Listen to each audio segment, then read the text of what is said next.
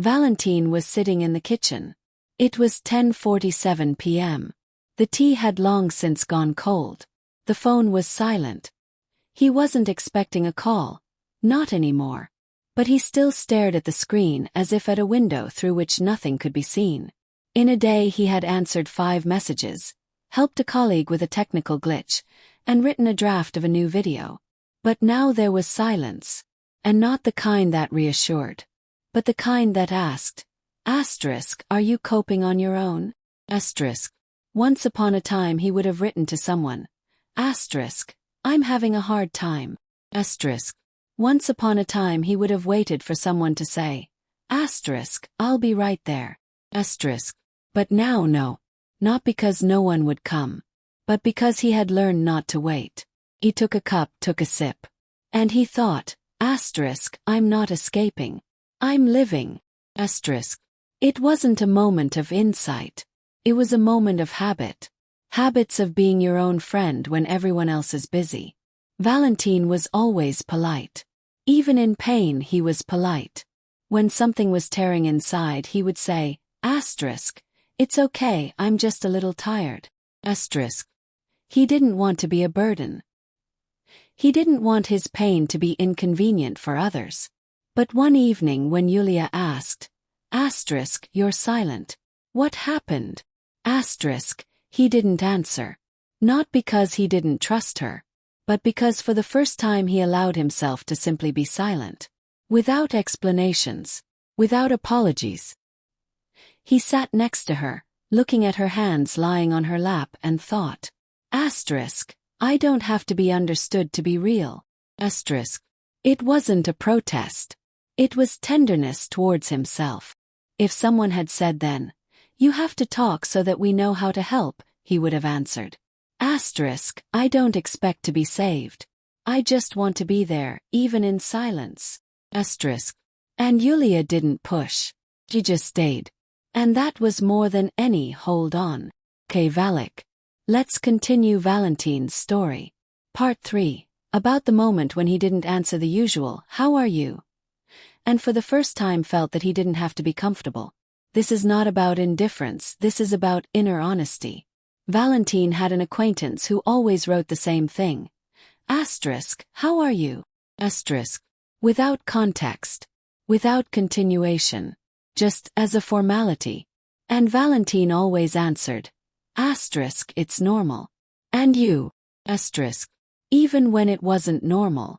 Even when I wanted to scream. But one day he didn't answer. He read it and left the message unread. Not out of resentment. Not out of pride. But because for the first time he asked himself. Why should I answer if it's not about me? He was sitting in the kitchen, tea was steaming, and in his head he heard. I don't have to be polite when it hurts me. And it wasn't rudeness. It was freedom.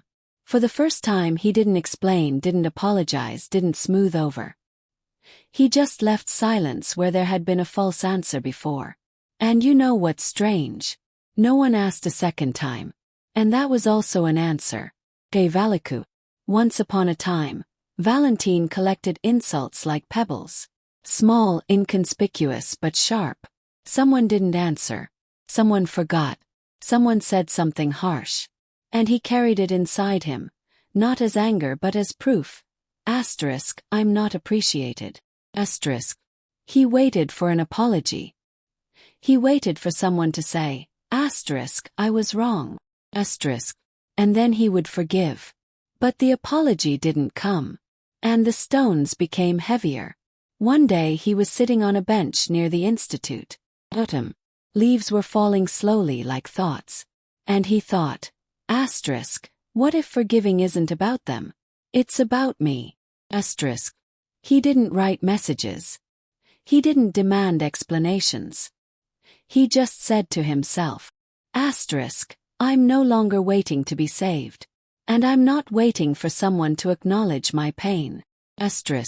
He forgave. Without words. Without a scene. And for the first time he felt the pebbles disappear. Not because someone came. But because he no longer kept them inside himself. Valak. For a long time, Valentin thought that everything would start later. After moving. After a stable job.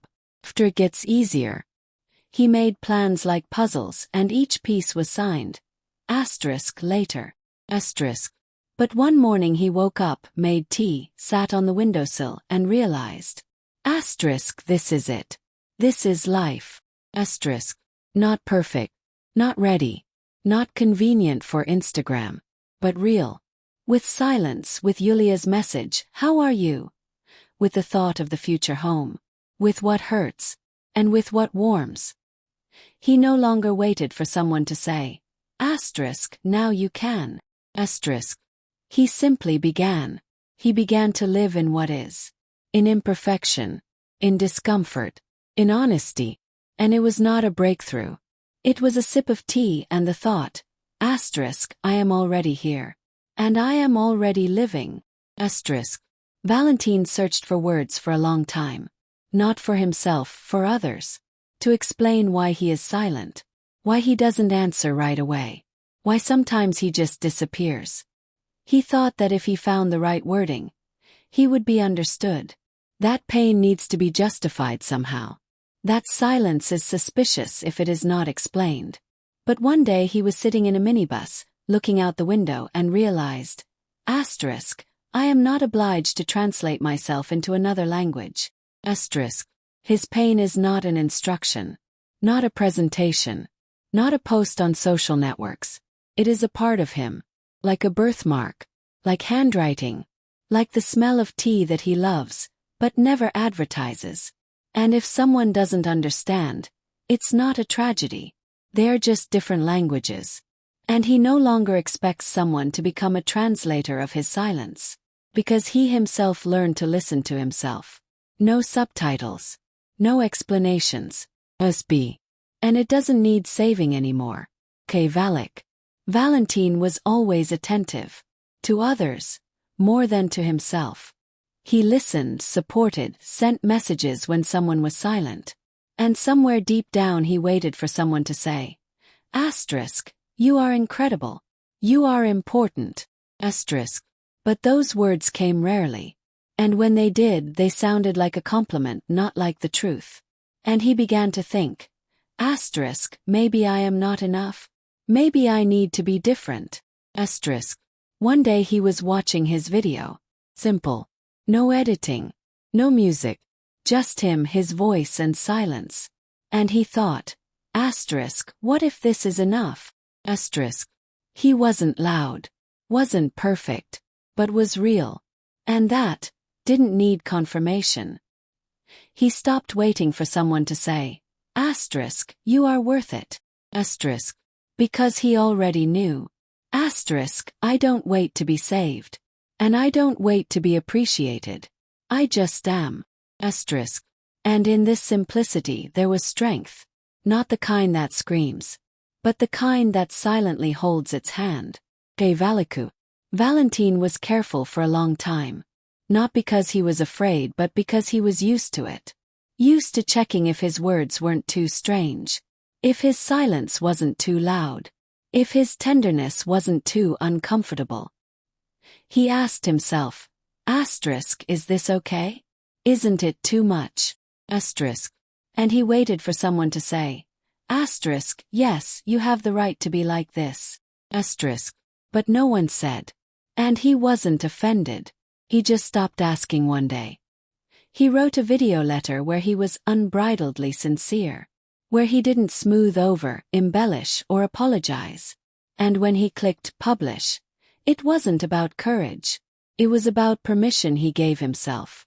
He no longer waited for someone to confirm his form. Because he already was. In all his awkwardness, tenderness, silence. And it didn't need permission. He just lived. Like Valentin. Without editing. Valentin had people who left quietly. Without a fight. Without an explanation. They just disappeared. And he kept a place for them for a long time. In his memory.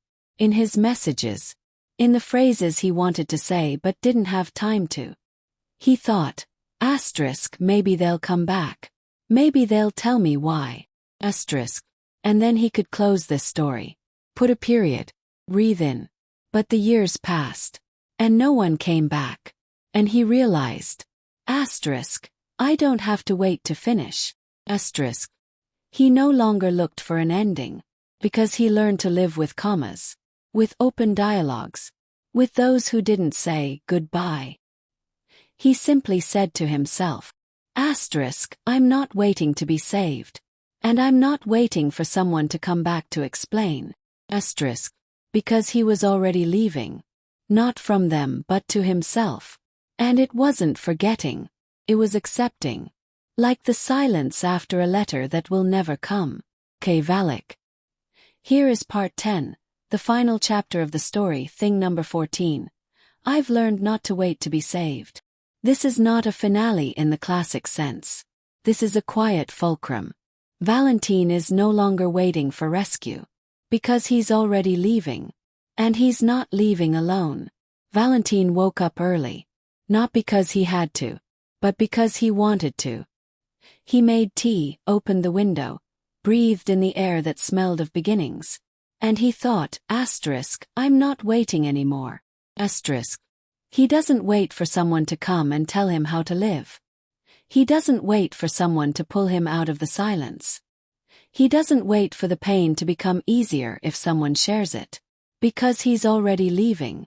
He's not leaving with a perfect plan. Not with armor. But with himself just as he is.